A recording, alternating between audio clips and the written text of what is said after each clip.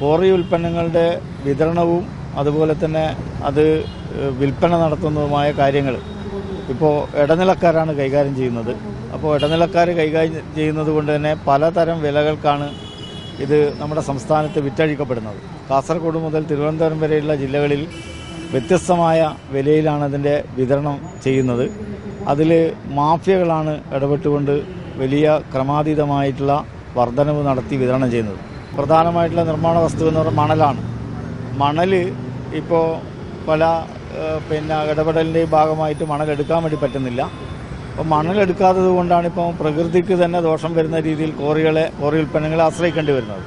അപ്പോൾ നമ്മൾ മണൽ എടുക്കൽ പുനരാരംഭിക്കണം എന്നാണ് നമ്മൾ മറ്റൊരു പ്രധാനപ്പെട്ട ഡിമാൻഡായി മുന്നോട്ട് വെക്കുന്നത്.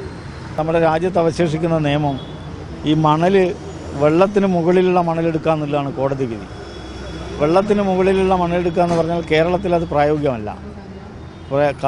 കേരളത്തിലെ 44 നദികളിലും അതിൻ്റെ ഉപനദികളിലെല്ലാം മണലുള്ളത് വെള്ളത്തിനടിയിലാണ്. അപ്പോൾ ഇവിടെ ഒരു ബദൽ നയം ആവിഷ്കരിച്ചുകൊണ്ട് സർക്കാർ ഇടപെട്ടാൽ മാത്രമാണ്, ആ നിയമത്തിൽ കക്ഷി ചേർന്നുകൊണ്ട് മണൽവാരൽ പുനരാരംഭിച്ചാൽ മാത്രമേ നമുക്ക് നിർമ്മാണ മേഖലയിലെ ഇന്നത്തെ വലിയൊരു പ്രതിസന്ധി മറികടക്കാൻ വേണ്ടി കഴിയൂ.